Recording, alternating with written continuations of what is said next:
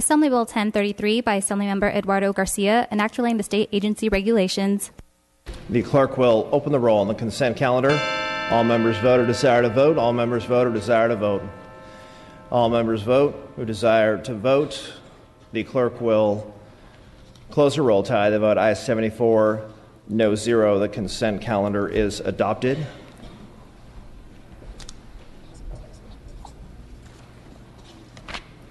The clerk will read the remaining bills. No remaining bills. Thank you. Members, please stay in your seats or return to your seats, members. We are now moving to announcements and adjournments in memory. The following members were granted prior permission to speak on an adjournment in memory. Members, please take your seats.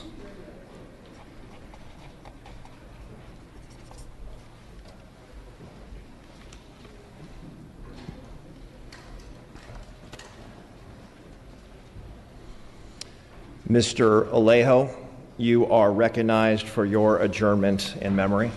Thank you very much, Mr. Speaker and members. I rise today to adjourn in memory of Richard Smith, a constituent of mine. His families are constituents in Monterey County. He was a wine grape grower known to many as a great community leader, entrepreneur, and visionary promoter of the Monterey County wine region. His reputation for sharing his expertise and successful vineyard farming was surpassed only by his generosity of spirit and commitment to community and family. His community involvement includes service on more than a dozen industry boards, from the Monterey County Farm Bureau to the California Association of Wine Grape Growers and Wine America, to the Executive Leadership Board, to the Department of Viticulture and Enology at UC Davis. Rich was also a founding member and past president of the Monterey County Vintners and Growers Association, where he showed great leadership in developing the Monterey County wine region. Over 40 years ago, Rich and his wife Claudia took a gamble on Monterey County when they started their business that grew to include the very successful Paraíso Vineyards. Rich was visionary and resourceful entrepreneur who worked to grow his business by bringing up the community around him. He worked with other Monterey growers to establish the Santa Lucia Highlands American viticultural area, and he heightened awareness of Monterey County's potential to produce world-class Pinot Noir, Chardonnay, Syrah, and other varietals. Rich made an impact on everyone that he met, and he inspired others to work hard and achieve great things in life. But on December 27th, after a short battle with cancer, Rich passed away peacefully at his home among family and friends at the age of 69. He is survived by his wife, Claudia, his son, Jason, and daughter, Casey, and the rest of the growing Smith family. He is a man who lived life to its fullest, and he will be missed for the joy that he brought to those around him. I ask that we adjourn in memory of one of California's finest citizens. Thank you, Mr. Alejo. Mr. Cooper, you are recognized. Thank you, Mr. Speaker. Today I'm adjourning in memory of my constituent and longtime Office of Legislative Council employee, Tracy Apple. At the age of 58, Mr. Apple passed away on January 1st. Tracy most recently worked as a day shift office assistant, messenger, in legal support services. During Tracy's career at the Office of Legislative Council, he was always a familiar face in the halls of the Capitol. Mr. Apple began his career in state service at the Department of General Services in 1976 as a youth aide, then transferred to the Department of Transportation in 1979 as a maintenance and service occupational trainee and was hired by OLC in 1991. Mr. Apple served the people of the state of California with honor and distinction. My heartfelt prayers go out to Mr. Apple's family and friends. He will be deeply missed. Thank you for the opportunity to adjourn this in his memory.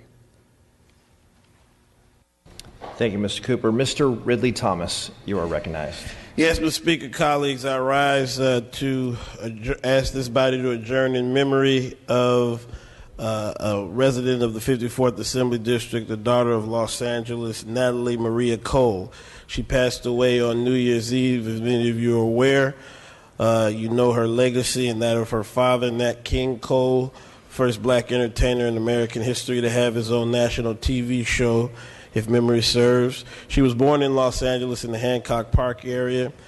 She was a well-regarded songstress, but she also took time to talk about some of her challenges and turn it into a testimony and a triumph of battling drug addiction. She had harrowing experiences, and she attempted to chronicle them in an autobiography, Angel on My Shoulder.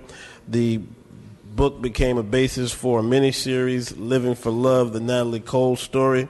Many remember her career-defining album, Unforgettable with Love, including her duet with her father, Unforgettable. She was a dedicated member of the Los Angeles community. She had a number of charities in which she was involved, including Exploring the Arts, Gabrielle's Angel Foundation, Music Cares, the National Kidney Foundation, Race to Erase MS, Save the Children, and the like. She was a member of the Mount Moriah Missionary Baptist Church in Los Angeles. She was funeralized this past Monday, last week, at the West Angeles Church of God in Christ, also in the 54th Assembly District. She was 65 years old.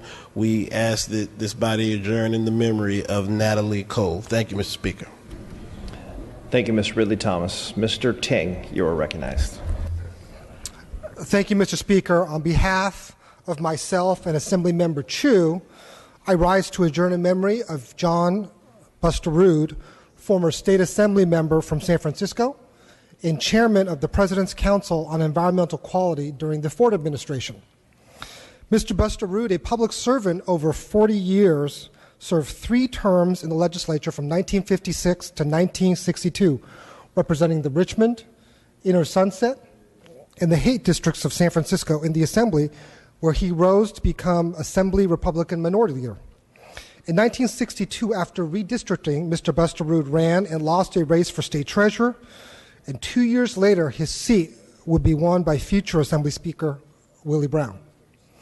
In addition to serving in the legislature, Mr. Busterud joined others in fighting a series of plans to put highways through downtown, the Marina districts of San Francisco, Golden Gate Park, the Sunset, and Richmond.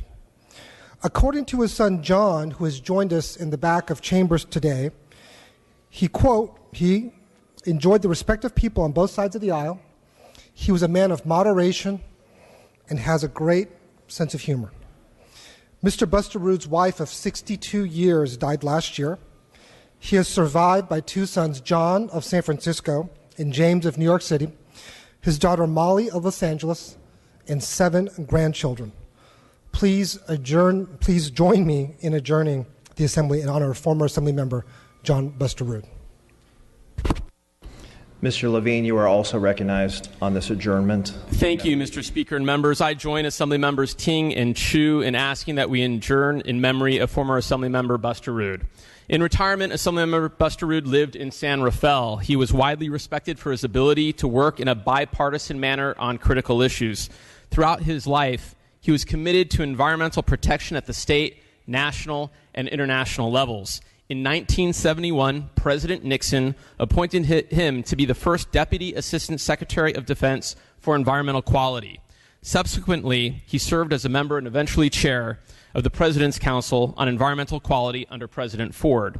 During his tenure, he represented the United States as a delegate to the groundbreaking Law of the Sea Convention in Geneva, Switzerland. After his service in Washington, he returned to California to found Resolve, an environmental mediation foundation. He also served as president of the Committee to Save the Headlands, where he was instrumental in the successful efforts to save the Marin Headlands and lay the groundwork for the Golden Gate National Recreation Area. He was a passionate and effective statesman who led by example and showed how people can come together successfully on critical issues. I also want to introduce Assemblymember Busterud's son, John Busterud, who is here with us today. Thank you so much. We are very sorry for your loss. Your father was a bipartisan leader in the greatest sense and will be missed. Members, please bring the names to the desk to be printed in the journal. All requests to adjourn in memory will be deemed read and printed in the journal.